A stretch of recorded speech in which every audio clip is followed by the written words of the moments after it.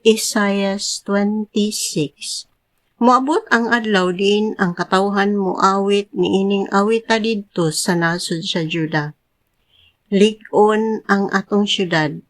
Ang Dios mismo mooy manalipod sa mga kota niini. Ablihin ninyo ang mga ganghaan aron makasulod ang mataro nga nasod nga matinud-anon sa Ginoo. Hatagan mo o Ginoo og hingpit nga kalinaw kadtong kanunay nga naglaom kanimo ug misali kanimo.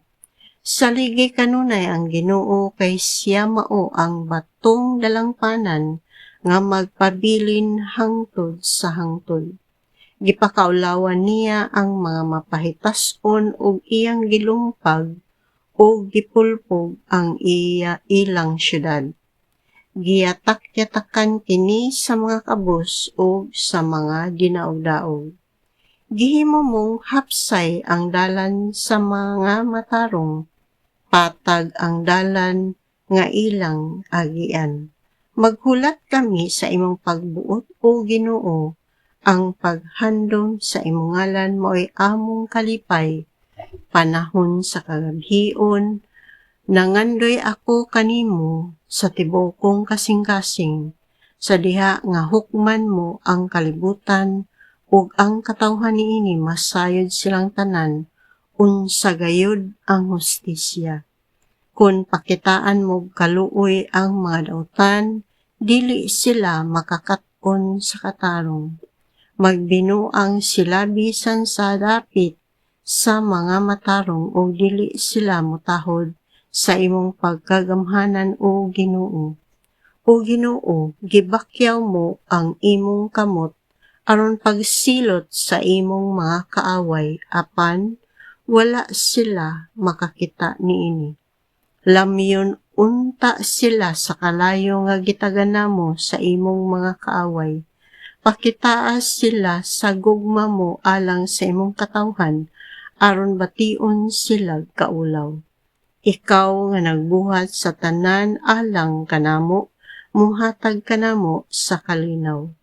O Yahweh, nga among Dios, daghan ang mga pangulo nga naghari kanamo apan ikaw lamang ang among Ginoo.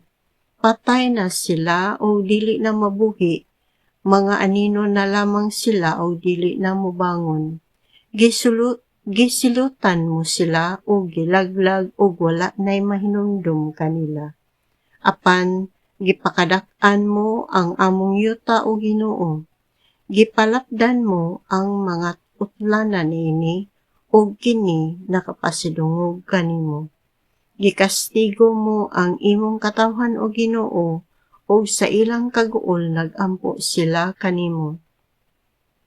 Tungod kanimo o Ginoo sama kami sa usa ka babaye nga nagbati, naglitag-litag-ad sa kasakit tungod sa bata nga hapit na mugula. Sama kami sa nagbati nga nagantos sa kasakit, apan hangin ray among gianak. Wala man kami makaangkon og kadaugan alang sa among yuta, wala gayud kami nahimo. Mabanhaw ang imong mga patay, ug mobangon ang ilang mga lawas, kamong nahitipon na sa abog, mubangon ug moawit sa kalipay, sama nga ang yamog maghatag og kinabuhi sa yuta. Banhawon usab sa Ginoo kadtong dugay nang nangamatay. Katawhan ko, sulod kamo sa inyong mga lawak ug takupi ang pultahan. Panago kamog makadiyot hangtod nga mapuypoy na ang kapungot sa Dios.